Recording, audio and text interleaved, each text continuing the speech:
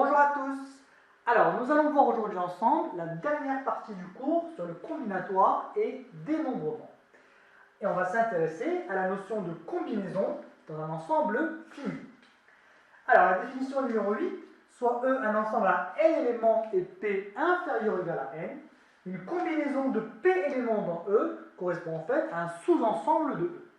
Alors, la propriété numéro 7 va nous permettre de calculer le nombre de combinaisons de P éléments parmi n. Donc, soit E un ensemble à n éléments, le nombre de combinaisons de P éléments de E parmi n est égal à, alors on va le noter sous cette forme, P parmi n, ça va être égal à n factoriel sur P factoriel, facteur de n moins P factoriel. Donc voici la formule permettant de déterminer P éléments parmi n. Alors on va avoir quelques cas particuliers qu'il est bon de connaître.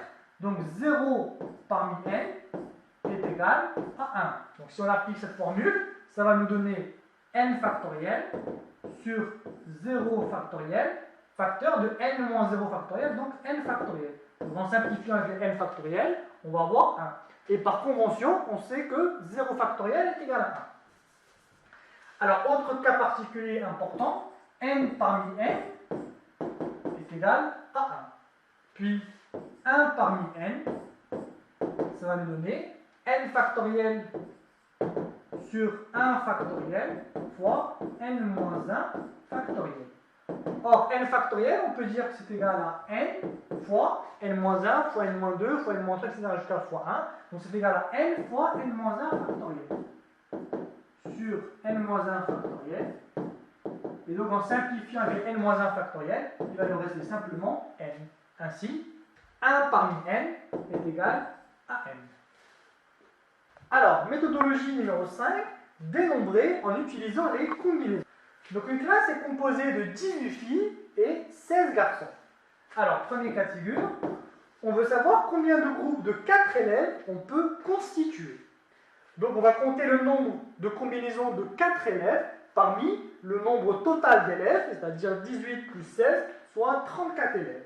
Donc on va calculer le nombre de combinaisons de 4 éléments parmi 34.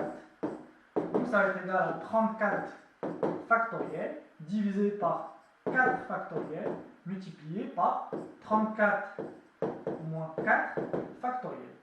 Donc c'est égal à 34 factoriel sur 4 factoriel fois 30 factoriel.